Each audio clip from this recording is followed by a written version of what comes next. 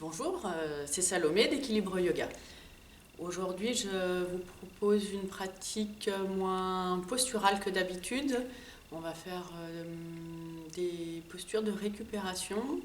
Donc, on va s'installer dans une posture et rester 3, 4, 7 minutes en fonction des postures. Et surtout, je vous expliquais au début de la posture comment on va s'installer et après, je ne parlerai plus. En tout cas, je ne vous donnerai aucune indication sur les actions à faire pendant la posture. J'ai fait un choix aujourd'hui qui est plus de vous faire une lecture des 8 piliers du yoga, les Ashtanga Yoga, et ainsi vous faire part un petit peu du côté philosophique du yoga. Vous devez comprendre à un moment donné que le yoga, effectivement, et surtout Équilibre Yoga, on pratique beaucoup d'asana, de posture, mais que la finalité, ce n'est pas ça. La posture est un prétexte, en fait, à un travail plus profond. Et donc, je vais vous présenter les différents piliers du yoga. Et donc, comme souvent, je me suis appuyée sur un livre de Iyengar. C'est, je crois, le dernier qu'il a dû écrire. Enfin, j'en suis pas très sûre. En tout cas, il est vraiment très bien. Je le prends, je repose, je lis un paragraphe. Et j'aime beaucoup ce livre. Donc, je vous en lis quelques pages. Et pendant ce temps-là, on reste dans la posture. Voilà, bonne séance. Ok, on va commencer par Supta Baddha Konasana. Comme je vous le disais, un bolster, une couverture plus pour la tête, des couvertures pour caler les jambes, ou des briques, ou autre chose si vous n'avez pas tout ça, et donc une ceinture. Donc, Supta Baddha Konasana. Vous allez vous asseoir sur votre bolster, joindre vos deux pieds, passer une ceinture autour de vous. On passe la ceinture en avant des pieds et on rapproche les pieds. Alors, là, l'espacement entre les pieds, là, on n'est pas sur un travail pour moi d'étirement, mais plus sur un travail d'ouverture et de détente surtout. Donc, il ne faut pas que ce soit trop serré, trop difficile. Donc, voilà, on met 20 cm, ça peut être plus, il n'y a pas de problème, ça peut être même mieux. Si vous faites plusieurs fois cette séance, vous changez et comme ça, vous allez observer la différence dans votre corps. Donc ensuite, la ceinture, on vient l'amener en bas du dos. Et voilà. Si vous n'avez pas de ceinture, vous le faites sans ceinture. Voilà, chaque support a une raison. Mais il ne faut pas s'empêcher de faire du yoga sous prétexte qu'on n'a pas de matériel. Donc ensuite, on vient s'asseoir au bord du bolster. Et c'est là, en fait, où vous devez avoir des briques ou alors des couvertures. Vous voyez, j'ai roulé de deux manières différentes les couvertures. C'est pareil, en fait, on va amener la couverture sous la cuisse et la jambe. Et donc la hauteur, ça va avoir un impact sur la hauteur de la jambe. Et c'est ça que vous devez observer. Idéalement, il faut que les cuisses internes soient relâchées, parce que ce qu'on vient détendre par le soutien des jambes, c'est le ventre. Donc vous avez vos supports à proximité, les deux mêmes hauteurs de chaque côté sur vos jambes. Vous allez vous étirer vers l'arrière. Vous allez allonger ainsi les deux bords de buste. Vous allez allonger le ventre. Et ensuite, vous viendrez mettre une couverture sous votre tête. La couverture, là, elle va venir en bordure d'épaule. Donc, le support sous les cuisses, ça peut être une couverture roulée.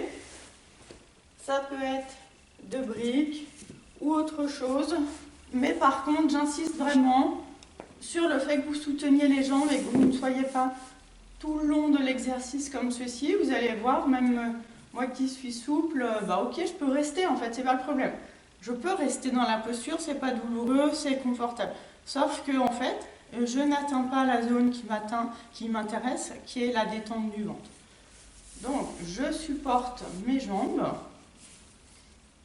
Vous veillez à bien avoir les fessiers qui vont en direction des talons, les cuisses internes qui vont en direction du sol, la couverture bien en bordure d'épaule. Et ensuite, vous étirez vos bras vers le haut, vous attraperez les coudes et vous étirez vers l'arrière.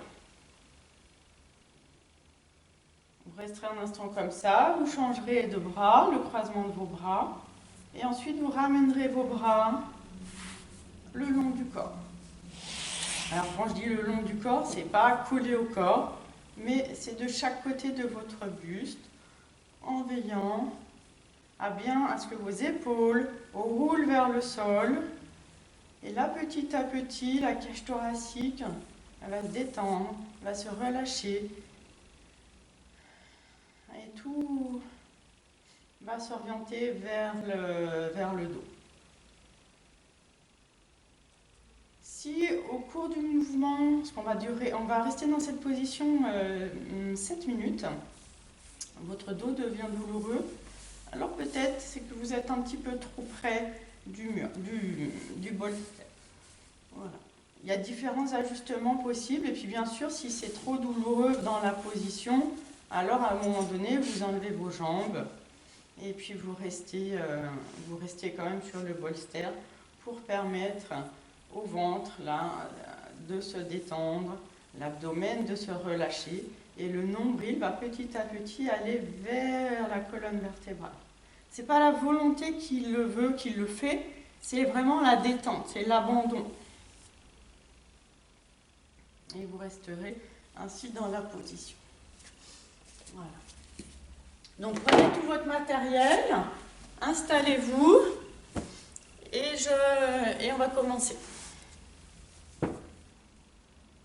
La hauteur sous la tête est très importante. Quand vous ouvrez les yeux, sans forcer, votre regard doit être orienté vers la poitrine et vers l'avant. Vous ne devez pas voir votre plafond et encore moins derrière. Je vous le dis presque à toutes les séances en fonction des postures, mais c'est fondamental pour calmer la tête. Donc si votre regard il est trop vertical, alors vous mettez un autre support sous la tête pour pouvoir orienter le regard vers l'intérieur, que la peau du front descende vers les sourcils, que vous verrez à terme vraiment vous sentez une différence au niveau du cerveau. Ok. C'est parti pour les 7 minutes et vous allez du coup écouter un petit peu le texte que je vous lis en voix off. Il y a 8 pétales dans le yoga qui se révèlent progressivement aux pratiquants. Ce sont les disciplines éthiques extérieures, yama, les observances éthiques internes, les niyamas, les postures, asana, le contrôle du souffle, pranayama, le contrôle sensoriel et le retrait des sens, pratyahara, la concentration, dharana, la méditation, dhyana, et l'absorption dans la béatitude, samadhi. Nous les appelons les 8 pétales du yoga parce qu'ils se rejoignent comme les pétales d'une fleur de lotus pour former un tout magnifique.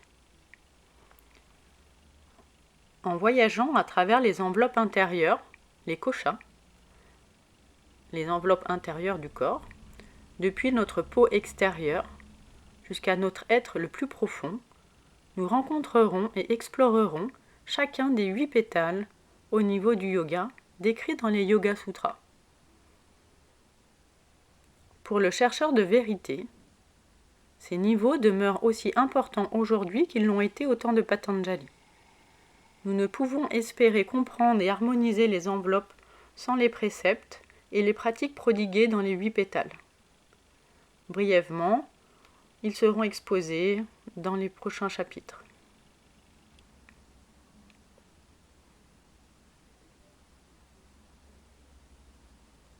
Le voyage du yoga commence avec les 5 commandements moraux universels. les yamas. Nous apprenons ainsi à développer un contrôle sur nos actes dans le monde extérieur.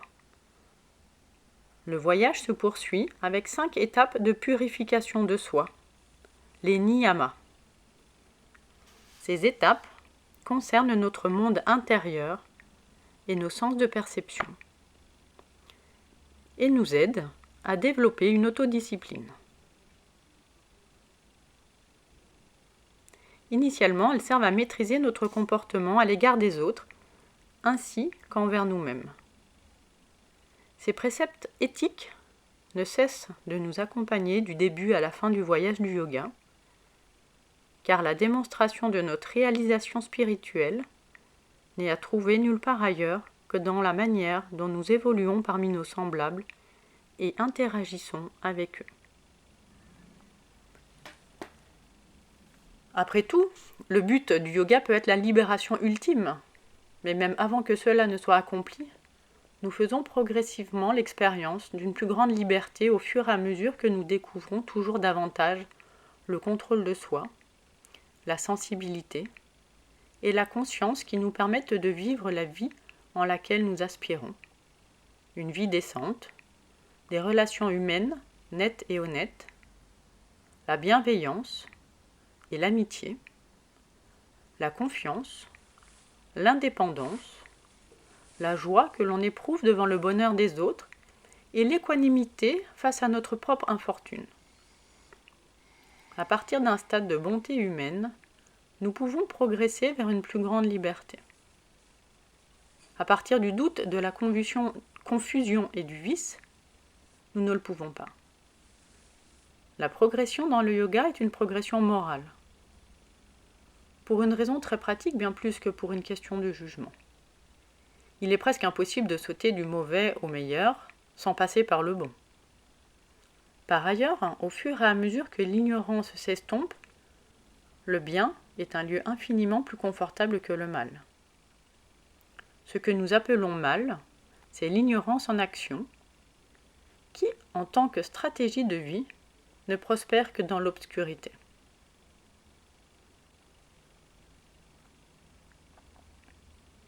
Le 3e pétale du yoga est la pratique des postures, yogasana.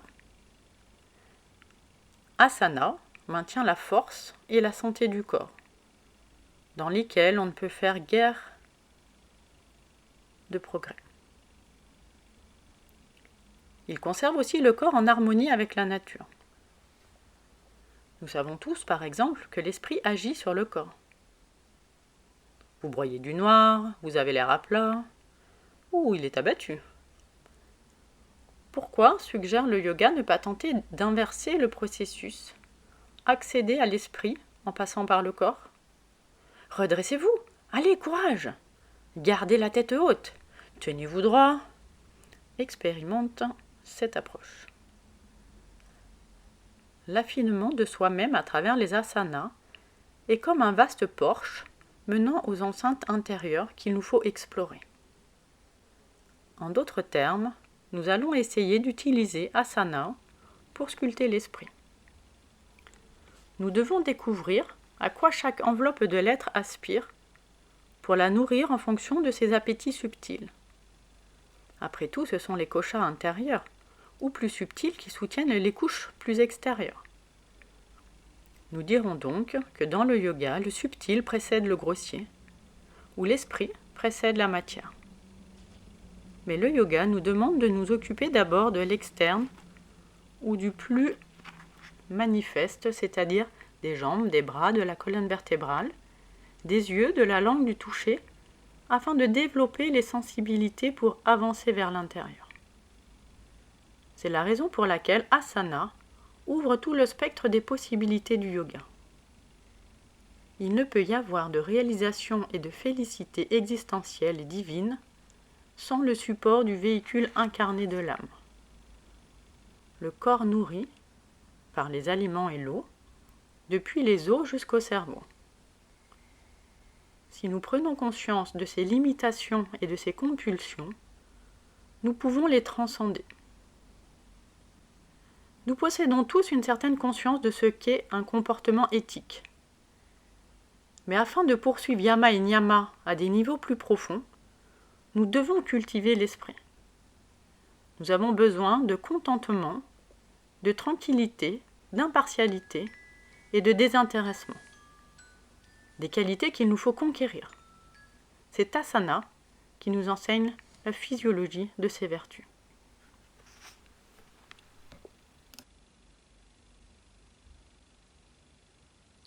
Tranquillement, vous allez revenir, vous allez ouvrir les yeux.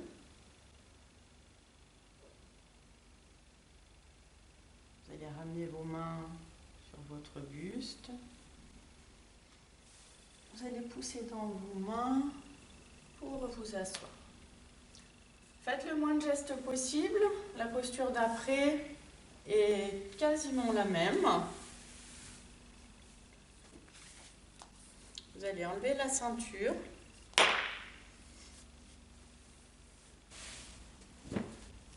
Vous mettez vos jambes en Svastikasana, donc on croise ses jambes, on met un pied sous chaque genou. À nouveau, on vient proche ou contre le bolster ou le support. Et là, de nouveau,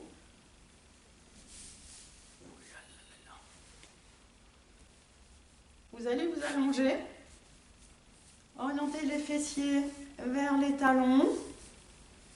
Veillez bien à ce que votre support soit vraiment bien centré sur votre colonne vertébrale. Vous amenez, vous réajustez votre couverture en bordure d'épaule. Et vous respirez. N'hésitez pas à ajuster à chaque fois qu'il le faut votre posture. Ne restez pas avec une tension. Dans cette position-là, ça peut tirer un petit peu sur les fessiers, ça peut tirer un petit peu là au niveau du devant du bassin. Donc c'est pareil, si c'est douloureux, vous prenez un support, vous ajustez, vous mettez un support pour que ça ne soit pas douloureux. L'idée c'est de se détendre. D'ailleurs, la détente n'est pas s'endormir. Vous devez rester attentif à votre corps et à ce que je raconte d'ailleurs en voix off. Voilà, et s'il n'y a pas besoin de support, vous n'en mettez pas. Ok, installez-vous. On changera de jambe, on va dire à 3 minutes. Si 3 minutes c'est trop long, vous changez avant, 1 minute 30, et au lieu de faire 2 fois, vous faites 4 fois. Allons-y.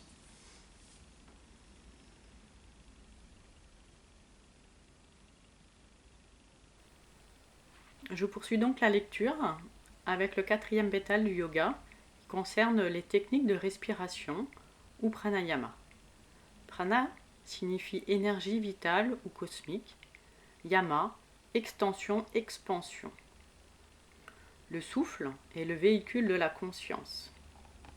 Ainsi, par son observation et sa distribution lente et mesurée, nous pouvons apprendre à écarter notre attention des désirs extérieurs, vasana, et l'orienter vers une conscience judicieuse et intelligente, prajna. Comme la respiration calme l'esprit, nos énergies sont libres de se décrocher des sens et de se diriger vers le dedans, afin de poursuivre la quête intérieure, avec une conscience dynamique et rehaussée. On ne pratique pas pranayama avec la volonté. Le souffle doit être entraîné, attiré ou appâté, comme lorsqu'on attrape un cheval dans un pré, non pas en le poursuivant, mais en se tenant immobile, une paume à la main. De cette façon, pranayama nous enseigne l'humilité et nous libère de l'avidité ou de l'envie que nous pouvons concevoir pour le fruit de nos actes. Rien ne peut être forcé, la réceptivité est tout.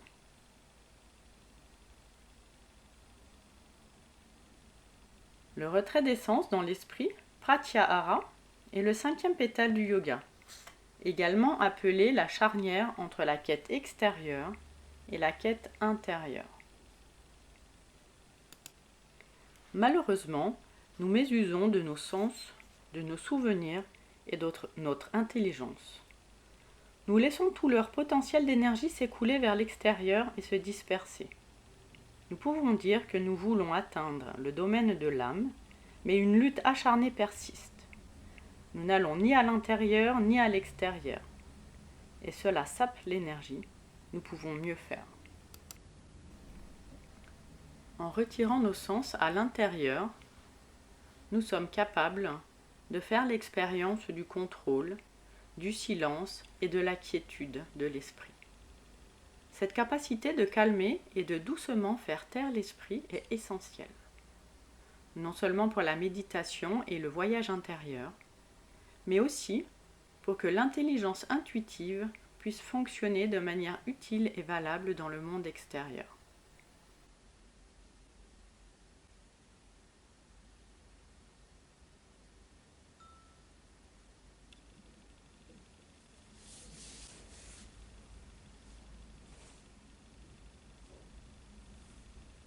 Vous allez tendre vos jambes, puis changer le croisement.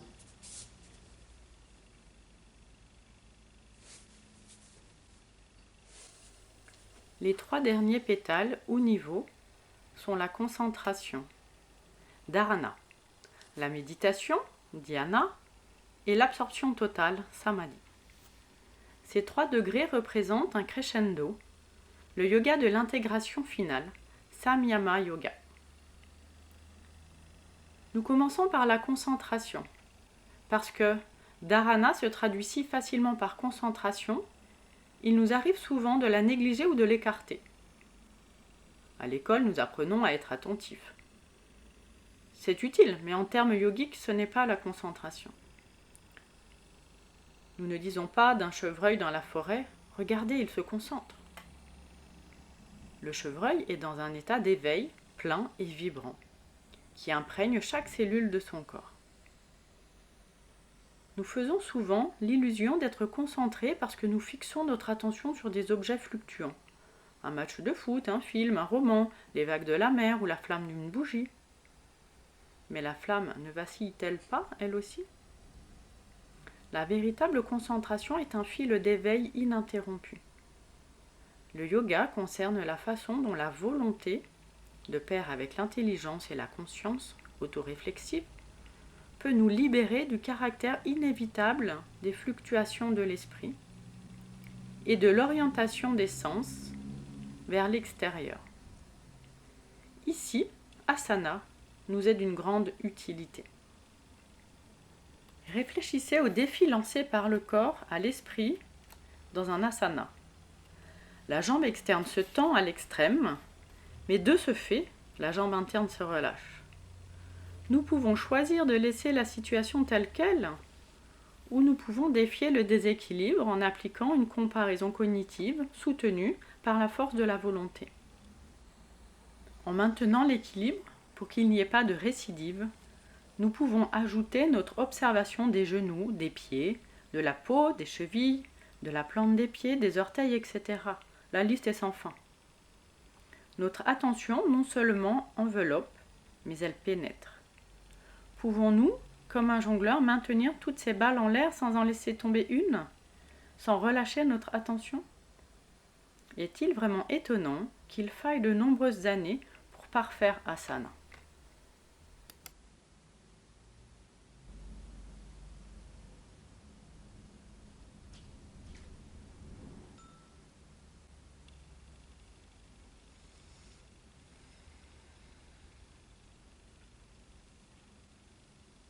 Tranquillement, vous allez ouvrir vos yeux s'ils étaient fermés. Vous ramenez vos mains sur votre buste, puis sur le sol, et vous pressez vos mains pour revenir. Si vous avez besoin, entre les postures, de faire une posture intermédiaire de retour, alors n'hésitez pas.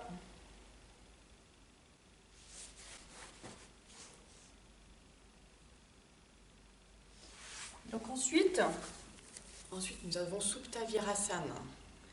Supta Virasana, c'est une posture qui est souvent crin en cours. parce qu'elle elle engage beaucoup de parties du corps dans différentes directions. Pour autant, c'est une posture fondamentale. Donc je vous la montre. Si vous l'avez déjà fait en cours et que vous avez un petit peu de matériel pour l'ajuster, faites-le. Et sinon, faites preuve d'imagination. Là, je ne veux pas vous montrer les différentes possibilités. Donc, on revient plutôt sur un support plus haut, ce sera plus facile. On vient s'asseoir soit sur le bolster, soit au devant. Faisons au devant, ce sera plus facile, ouais. Et ensuite, voilà, on vient s'asseoir donc entre ses talons et on vient s'allonger sur le bolster. Donc là, il y a souvent des soucis au niveau des coups de pied qui sont pas assez souples et qui du coup font des crampes au niveau des pieds, au niveau des genoux. Alors vos genoux ne doivent pas s'écarter, ils doivent rester ensemble ou proches. On peut des fois utiliser une ceinture et à ce moment-là, si on l'utilise, ne la mettez pas trop serrée. Parce que si on serre trop la ceinture, ça bloque la direction du sacrum et du coccyx. Le coccyx doit vraiment avoir une direction qui va vers le plafond. Et des fois, de serrer les genoux de trop, ça resserre les fessiers. Voilà. Et ensuite, voilà, on a les quadriceps qui nous tirent parce que le devant des cuisses est souvent très raide. Donc là, c'est ouille au secours. Mais voilà, idéalement, on vient s'asseoir dans cette position en veillant bien à ce que les crêtes iliaques aient une direction vers la poitrine. Le but n'est pas de cambrer, mais le but c'est plutôt d'avoir cet espace, le buste, le bassin et les cuisses sur une même ligne. Les personnes très souples qui peuvent le faire sur le sol, vous pouvez le faire, mais malgré tout, je vous conseille d'utiliser au minimum une petite couverture le long de la colonne pour être un petit peu plus confortable. Parce qu'en fait, dans la durée, des tensions apparaissent et donc l'idée, c'est qu'elles n'apparaissent pas, ou en tout cas qu'on puisse les gérer et rester 5 minutes. Ou un petit peu moins. Allez, on va faire 4 minutes. Allons-y. La position de la tête est toujours très importante.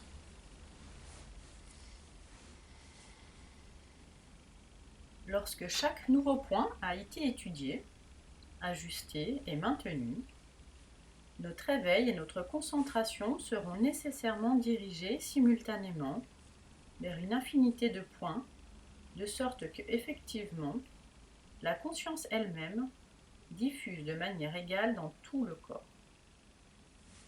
Ici, la conscience est pénétrante et enveloppante, illuminée par un flux dirigé d'intelligence, servant de témoin transformateur pour le corps et pour l'esprit. C'est un courant soutenu de concentration, dharana, qui conduit à un degré élevé d'éveil. La volonté, toujours alerte, ajuste et affine, créant un mécanisme totalement autocorrecteur. De cette manière, la pratique d'asana, accomplie avec l'implication de tous les éléments de notre être, éveille et aiguise l'intelligence jusqu'à ce qu'elle soit intégrée à nos sens, à notre esprit, notre mémoire, notre conscience et notre âme. Tous nos os, notre chair, nos articulations, toutes nos fibres, nos ligaments, nos sens, notre esprit et notre intelligence sont sollicités. Le soi est à la fois celui qui perçoit et celui qui fait.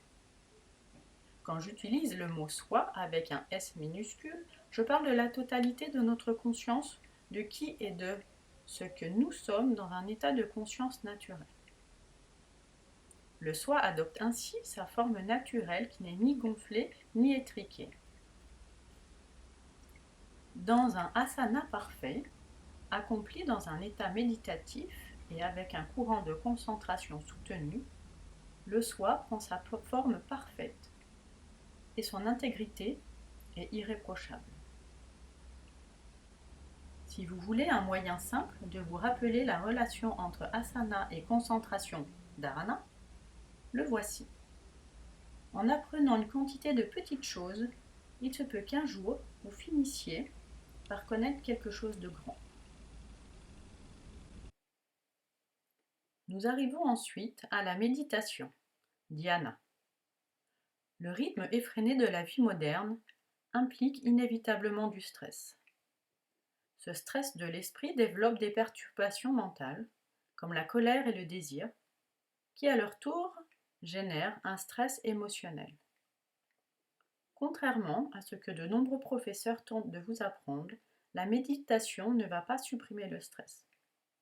La méditation n'est possible que lorsqu'on est déjà parvenu à un état déterminé, dépourvu de stress. Pour être sans stress, le cerveau doit déjà être calme et décontracté. En apprenant à détendre le cerveau, on peut commencer à éliminer le stress.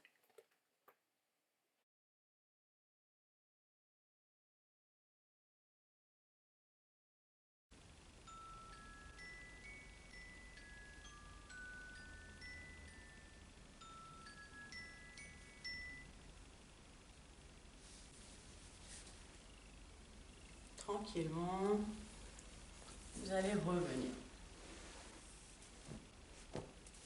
Alors normalement, si vous avez fait l'exercice, vous n'avez pas vu tout mon cinéma pendant que moi je réalisais également l'exercice. C'est pas l'ajustement que j'utilise d'habitude pour faire Supta Virasana. Du coup, en fait, voilà, je me suis installée comme pour vous. Et petit à petit, je me suis rendu compte que cet ajustement-là ne convenait pas. Donc j'ai voulu mettre un support, puis je me suis rendu compte que les genoux du coup n'étaient pas bien placés, donc j'en ai enlevé un autre. Enfin, bref, voilà. Donc n'hésitez pas, si aujourd'hui, et c'est vraiment une histoire de aujourd'hui ça ne me convient pas, vous devez ajuster pour ne pas avoir mal, pour pouvoir vous détendre, parce que sinon les yeux ils bougent, la tête elle se met à parler, le ventre il se tend, et on n'est pas du tout sur le travail souhaité. Pour la posture suivante, nous allons faire un instant Adho Mukha Svanasana avec la tête supportée. Donc pour Adho Mukha Svanasana avec la tête supportée, vous pouvez utiliser un bolster, une brique, je ne sais pas où j'ai mis mes briques. Ils sont là. Le support va être pour mettre sous votre tête. Je vous rappelle que dans cette position-là, ce n'est pas...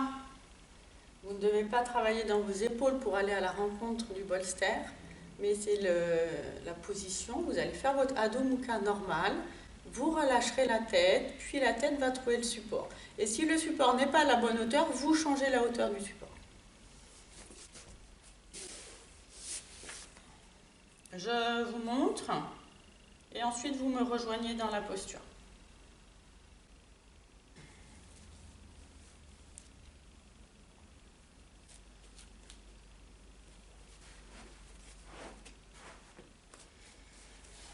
Dans cette position, vous devez bien écarter vos doigts, presser vos mains, presser l'index, presser le pouce.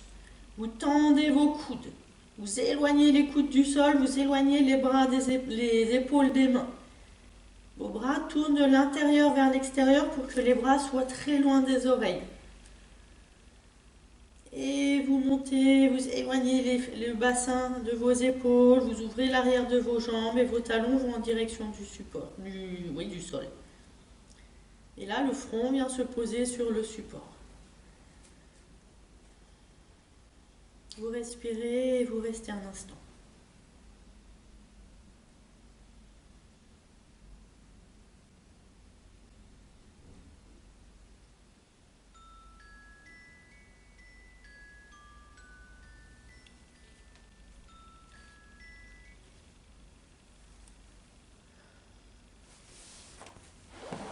Vous allez revenir et nous allons faire Adho Mukha Virasana. Vous avez votre bolster, vous allez l'amener entre vos genoux pour qu'il vienne soutenir tout le devant de votre corps. Dans cette position, la hauteur du support pour moi elle est assez importante parce que si on veut vraiment que le dos se relâche, vous devez vraiment avoir un support qui vienne soutenir le devant de votre corps. Donc peut-être que ce support-là, par exemple, pour moi, je le trouve un petit peu bas. parce que là, je sens que j'ai mes fesses qui montent et que je ne suis pas assez tenue sur le devant du corps. Donc, je vais mettre éventuellement un support en plus. Et ensuite, on peut aussi rajouter, si on veut, un support pour la tête.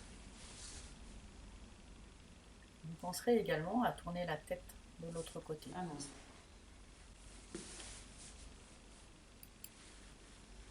Je reprends donc la lecture concernant la 7e pétale du yoga, qui est la méditation,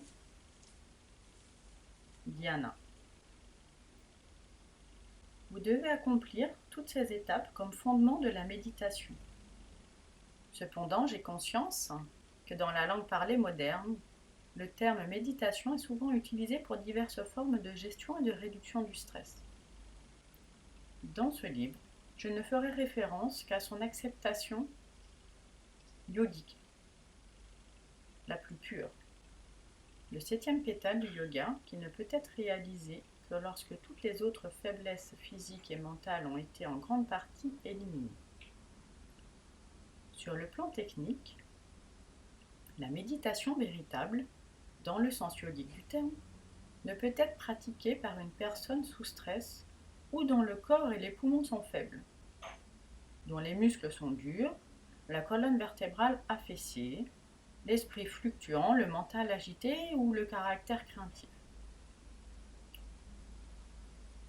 Les personnes pensent souvent que la méditation, c'est s'asseoir tranquillement.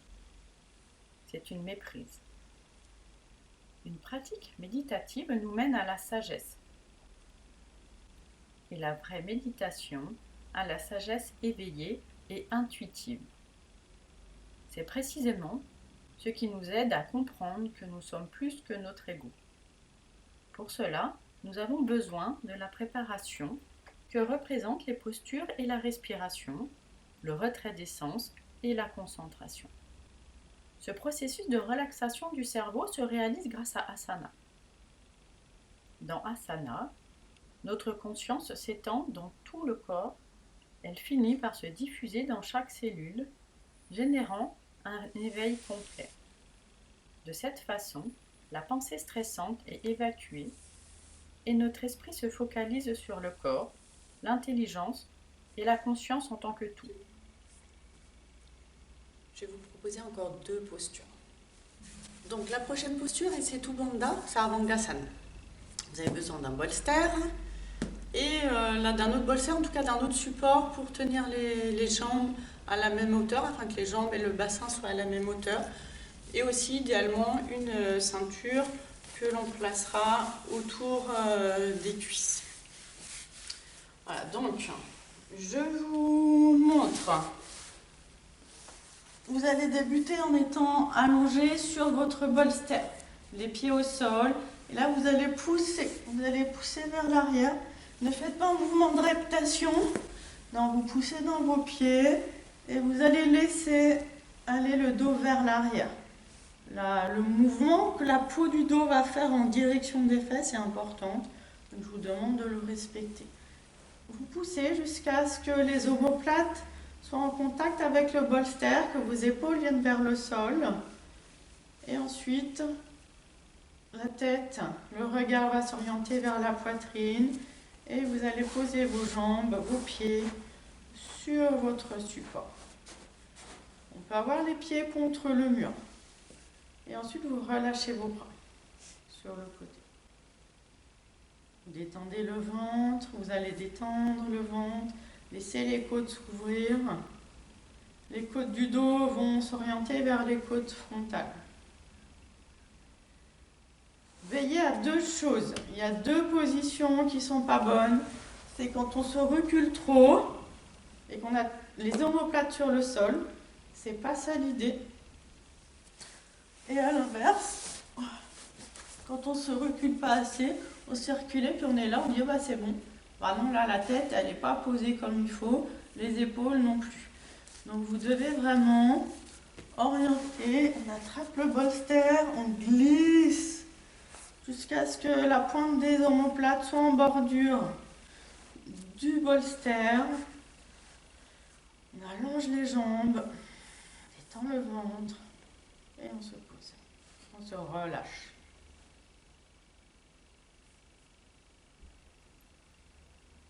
Le yoga enseigne l'art de garder les cellules du cerveau dans un état détendu, réceptif et concentré. Vous devez également vous rappeler que la méditation, dhyana, fait partie intégrante du yoga. Elle n'en est pas séparée. Yama, niyama, asana, pranayama, pratyahara, dharana, dhyana et samadhi sont tous les pétales du yoga. La méditation est partout.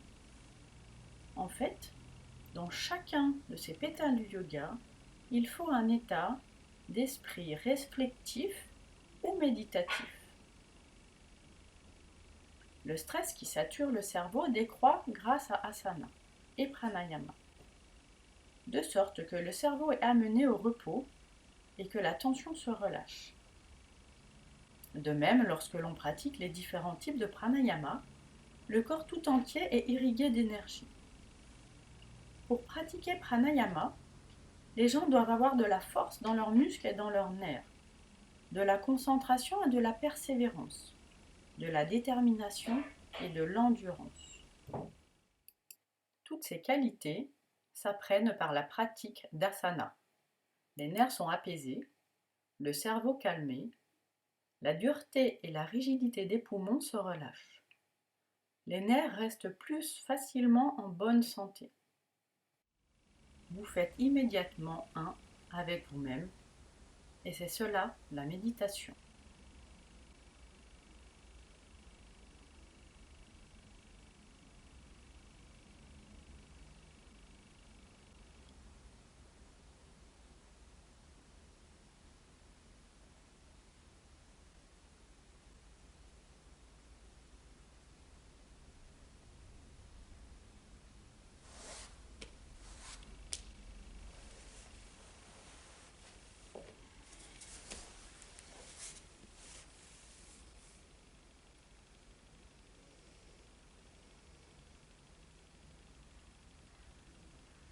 Donc vous allez plier vos jambes pour revenir et vous tourner sur le côté. Et ensuite, vous venez vous asseoir. Donc la dernière posture que je vous propose pour cette pratique de récupération est Viparita Karani, qui sera suivie de Shavasana. Donc pour Viparita Karani, une brique contre le mur, le bolster devant la brique et le mur. Pour vous installer, on vient mettre ses fesses contre le mur. C'est déjà ça ce qui est compliqué, c'est d'arriver là à pousser dans son épaule pour amener les fesses contre le mur. Et ensuite c'est facile. Comme ça on a les fesses là qui tout de suite sont bien collées. On ajuste. Vous allongez la tête, vous relâchez vos épaules, vos bras.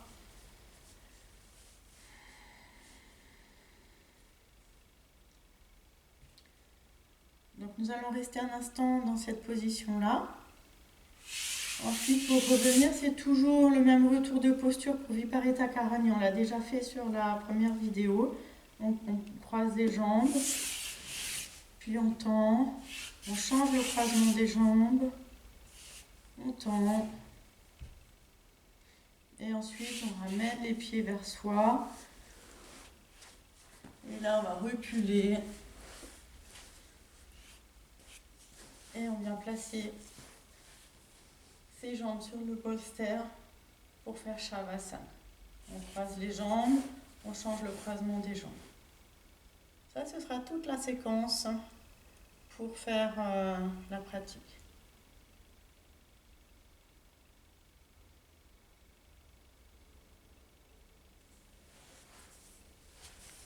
Donc on reprend, on se place contre le mur.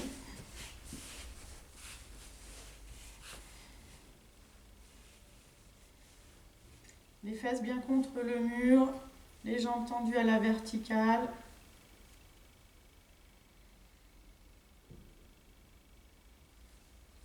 On coule bien les épaules, on laisse le dos se déposer sur le support.